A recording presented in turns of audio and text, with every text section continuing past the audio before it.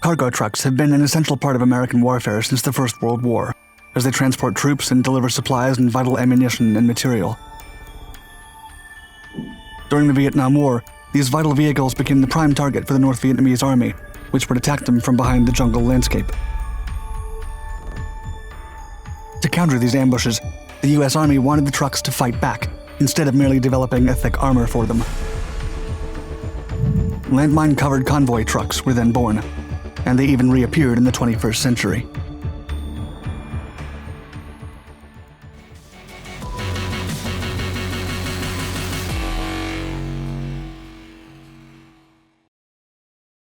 A new idea.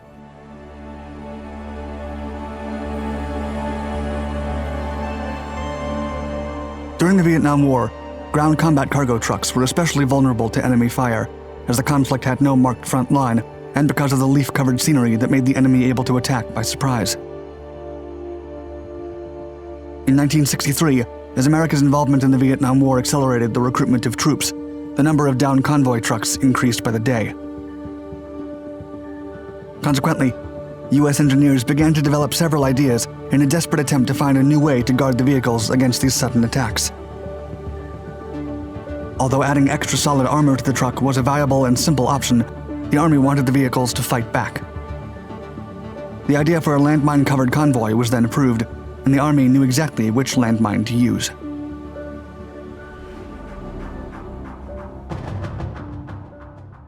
Claymore Rock.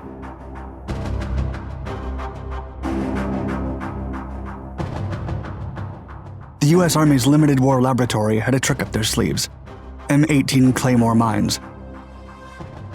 The weapon, which is still used in the Army after being introduced in 1960, uses a shaped C4 explosive. Unlike a conventional landmine, the Claymore is command detonated and can shoot hundreds of steel ball bearings at a range of 50 yards by remote control. The landmine can also be victim activated with a booby trap. The Limited War Laboratory modified the Claymore into a miniature version called Claymorettes. This device could fit the bumpers and tailgates of cargo convoy trucks, and each of its 2-inch explosive squares spewed out over 70 fragments.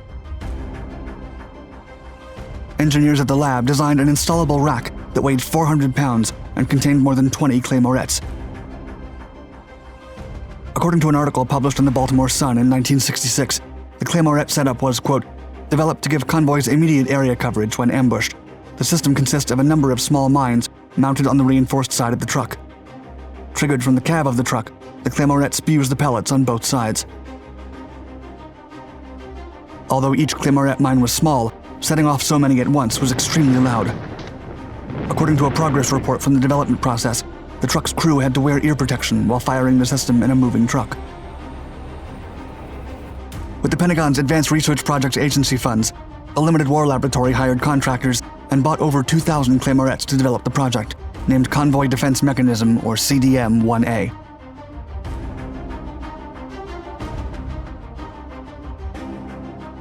Convoy Defense Mechanism.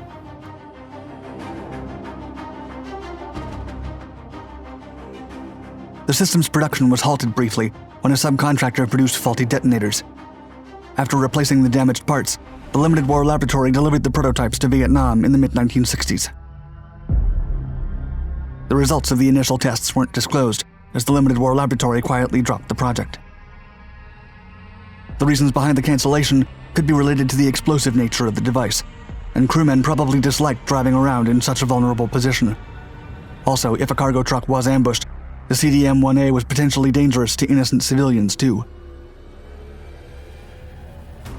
After dropping the project, Army engineers refocused their research onto .22 caliber weapons that spewed flaming magnesium Teflon pellets. Still, they were deemed too dangerous as well. In the end, Army troops in Vietnam were left to their own devices and resorted to improvising guarded supply convoys with makeshift installed armament.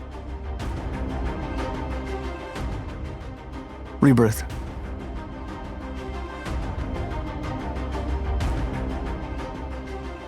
Although the Convoy Defense Mechanism project was scrapped, the concept would see a rebirth 30 years later during the occupation of Iraq. However, the new system was significantly less harmful. In the ensuing chaos that followed the fall of Saddam Hussein's regime, American troops took control of several prisons. and the soldiers guarding these buildings did not have the means to quell the usual uprisings and riots.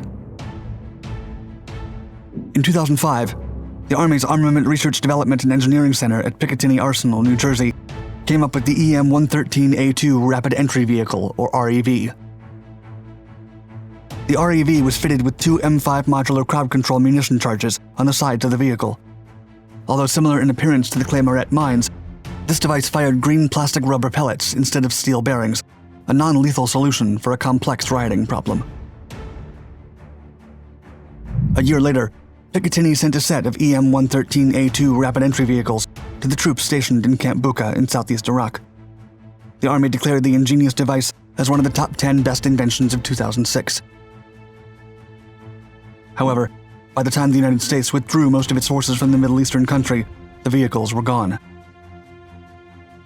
According to a Picatinny public affairs official, there are no plans to develop similar vehicles, and added that the REVs were urgently built prototypes that fulfilled a mission-specific user need. Thank you for watching our Dark Tech video. Don't forget to subscribe to this and all our other Dark Documentaries channels, and hit the bell icon to be notified of all our newest videos.